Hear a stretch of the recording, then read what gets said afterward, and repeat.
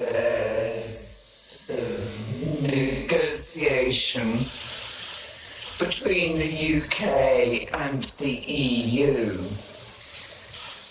There were those who said that reaching a Brexit agreement that worked for both sides was an impossible task.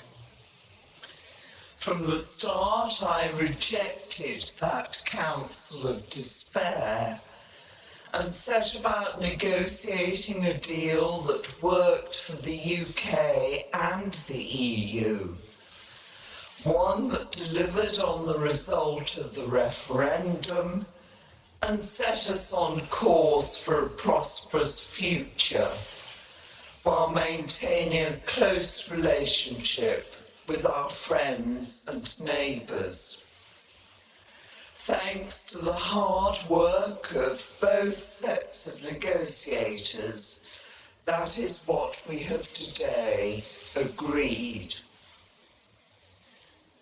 I want to take a few moments to speak directly to the British people and explain what this deal means. First, control of our borders. Not an emergency break on free movement or a promise of greater transition controls in the future, but an end to the free movement of people in full once and for all. That is what this deal delivers. It will allow us to put in place an immigration system based not on where people come from, but on the skills and talents they have to offer. That is in our national interest. Second, control of our money. Not a reduction in our membership fee, not a bigger budget rebate, but an end to vast annual payments being sent to the EU. That is what this deal delivers. Instead, we will be able to spend taxpayers' money on our priorities, like the £394 million per week of extra investment we're putting into our NHS. That is in our national interest. Third, control over our laws.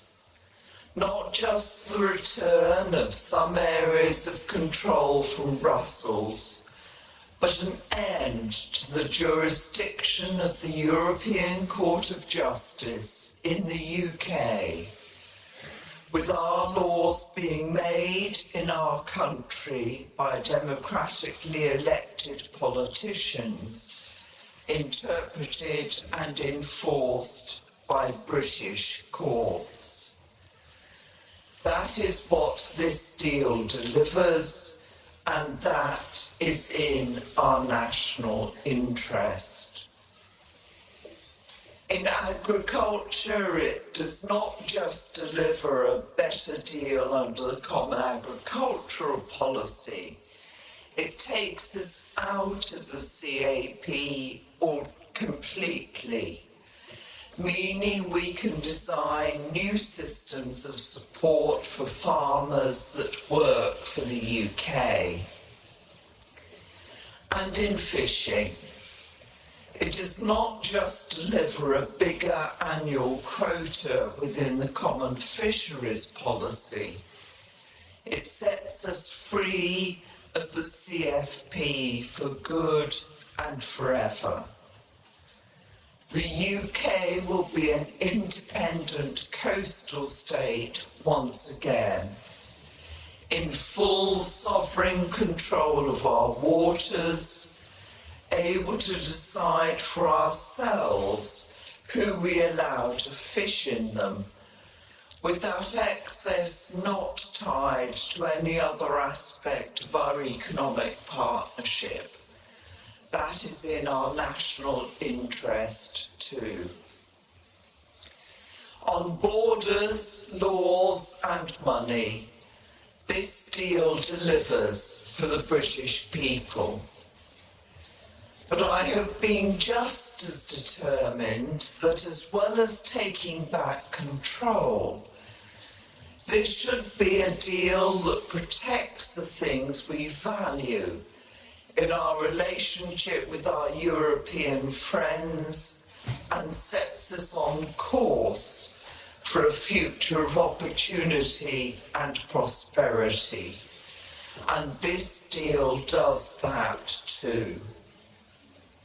So if your family's livelihood depends on a skilled job in our manufacturing sector, you need a deal that keeps goods flowing easily across borders and keeps supply chains intact. This deal does that.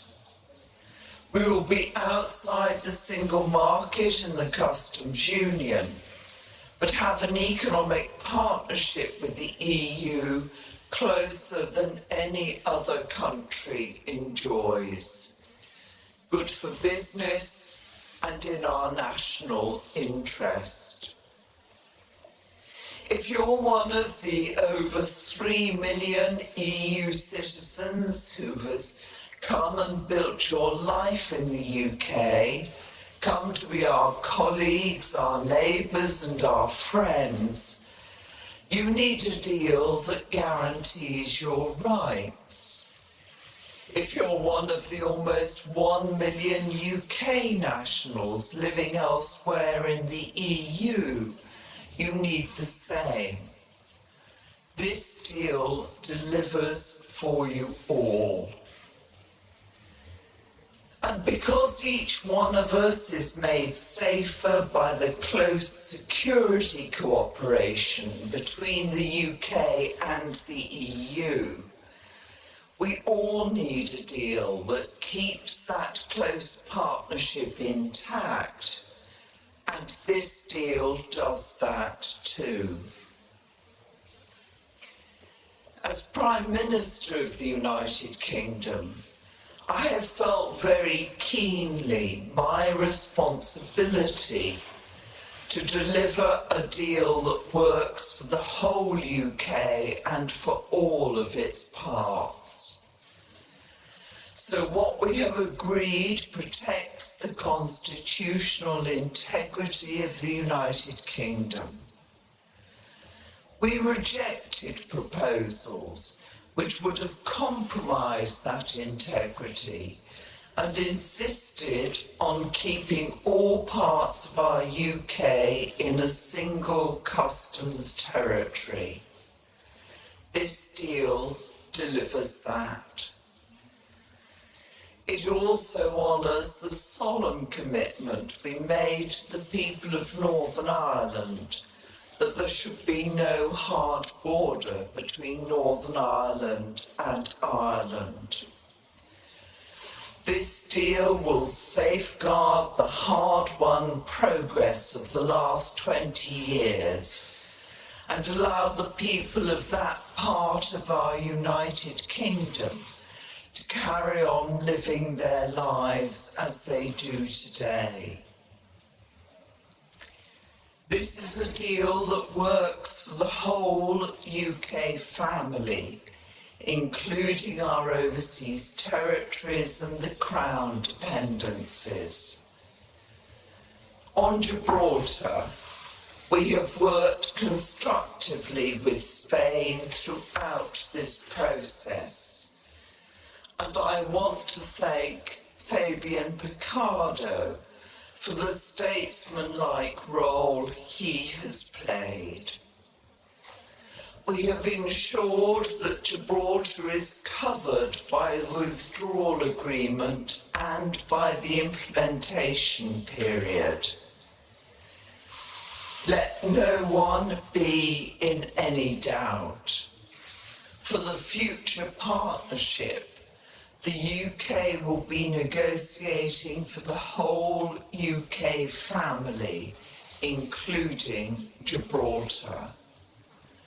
I am proud that Gibraltar is British and its constitutional status will not change.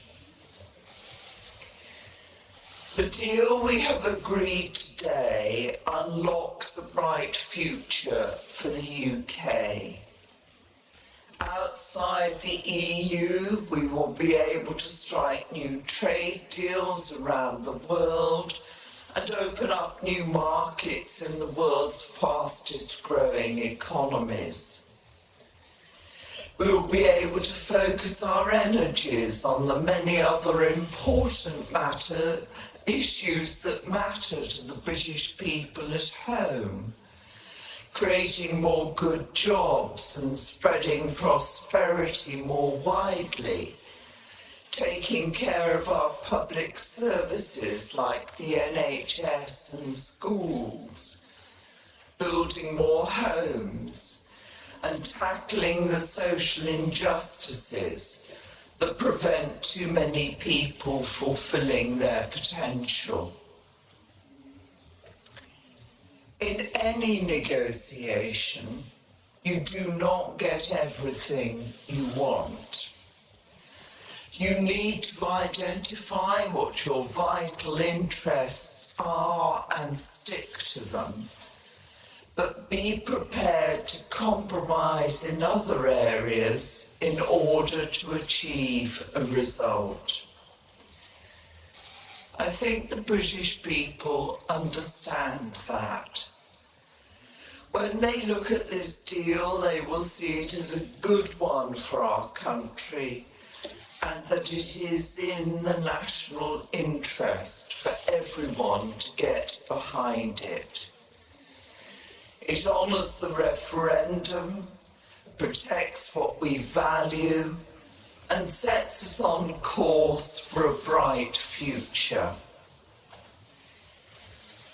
Today marks the culmination of our exit negotiations with the EU, but it also marks the start of a crucial national debate in our country over the next few weeks.